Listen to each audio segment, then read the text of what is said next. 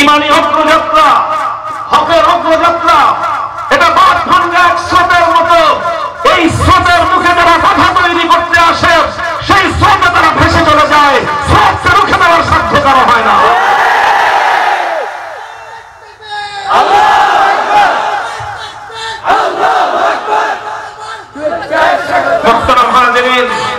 আমি আবারও আপনাদেরকে স্বাগত জানাই, আপনাদের শুকরিয়া জ্ঞাপন করছি।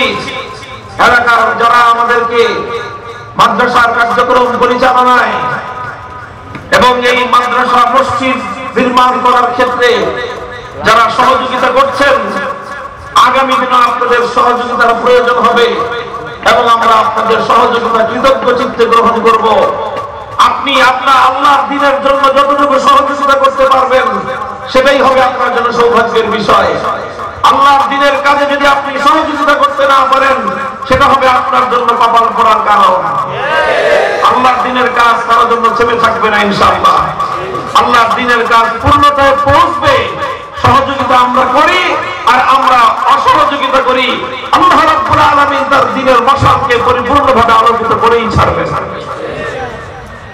জামিয়া তারবিয়া আল ইসলামিয়া তার এই বিশাল পরিসরের ক্যাম্পাসের মধ্যে মাদ্রাসা শিক্ষা, ইসলামী শিক্ষার যেমনি ভাবে যেই সাধারণ স্তর পর্যন্ত, গ্রাজুয়েশন লেভেল পর্যন্ত ইসলামী শিক্ষা ব্যবস্থা করার যেমনি ভাবে পরিকল্পনা রাখে, ঠিক তেমনি ভাবে পোস্ট গ্রাজুয়েশন অর্থাৎ অনার্স মাস্টার্স লেভেলের পরবর্তী যে বিশেষায়িত শিক্ষা, এমফিল এবং ডক্টরেট লেভেলের যে শিক্ষাটা সাধারণ শিক্ষা রয়েছে, আমরা আমাদের এই জামিয়ার ধর্মীয় অঙ্গনে সেই বিশেষায়িত পোস্ট গ্রাজুয়েশন লেভেলের শিক্ষা ব্যবস্থা আলহামদুলিল্লাহ এখানে সুচারুরূপে আঞ্জাম পাবে এবং তার কার্যক্রম আগামী রমজান থেকে এখানে শুরু হয়ে যাবে ইনশাআল্লাহ। ইতিমধ্যে আমাদের এখানে দুটি বিশেষ ইসলামী শিক্ষা শাখার কার্যক্রম চলছে। একটি হলো আত-তাখাসসুস ফিল ফিকহি ওয়াল ইফতা, ফতোয়া বিভাগের মাধ্যমে 2 বছর মেয়াদী শিক্ষা কার্যক্রম চলছে। সেই সাথে সিয়াসাতুশ শারঈয়া, ইসলামী রাষ্ট্রবিজ্ঞান নামক একটি উচ্চতর বিশেষায়িত শিক্ষা বিভাগ ও কার্যক্রম পরিচালনা করছে। ইনশাআল্লাহ আগামী শিক্ষাবর্ষ থেকে আত-তাখাসসুস ফি সিয়াসাতিশ শারঈয়ার সাথে সমন্বিতভাবে এখানে সাহিত্য ও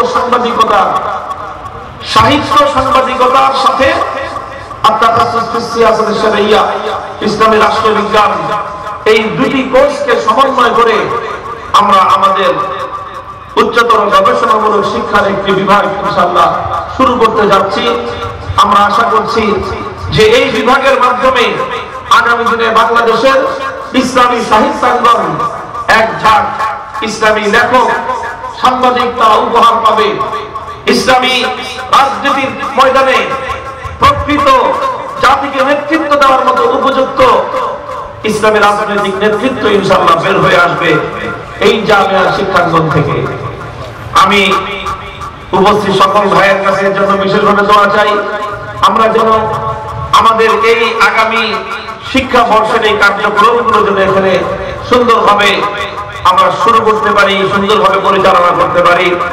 সেই সাথে আমরা এই মাদ্রাসার নির্মাণটা, এখন আপনারা দেখছেন যে ভবন নির্মিত হয়েছে, 7,500 স্কয়ার ফিটের ভবন আলহামদুলিল্লাহ পূর্ণ হয়েছে।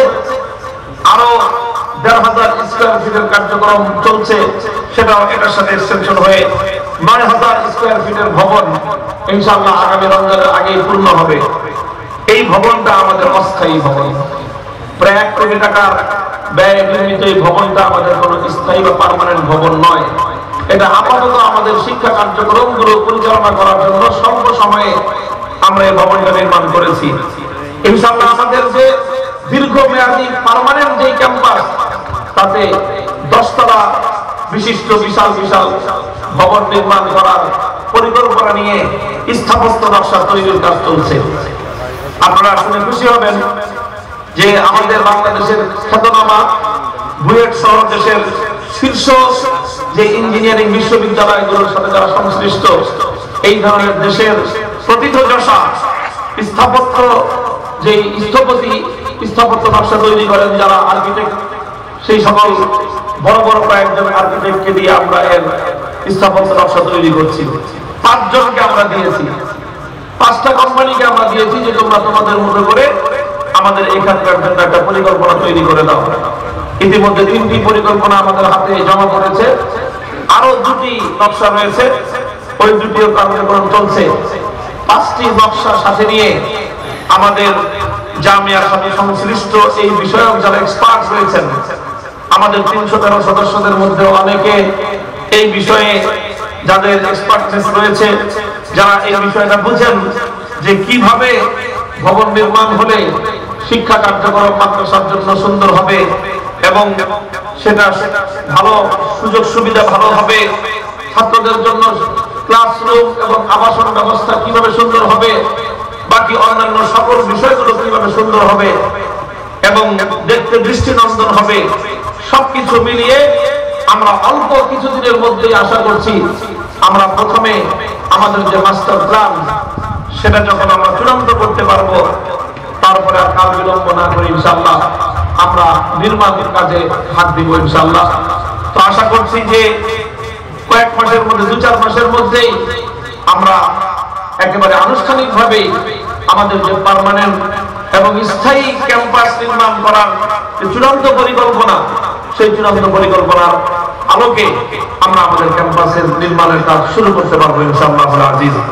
সেজন্য আমাদের সকলের আন্তরিক দোয়া এবং সহযোগিতা চাই।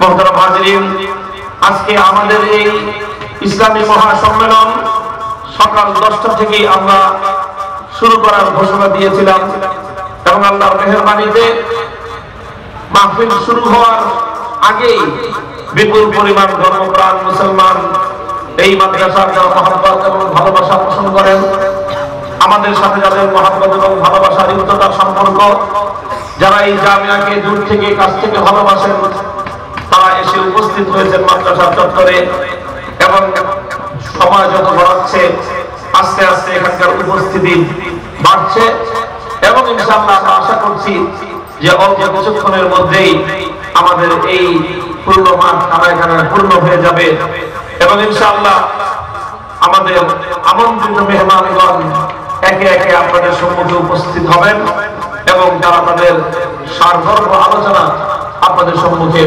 পরিবেশন করবেন। আলহামদুলিল্লাহ, আজকের এই সম্মেলনে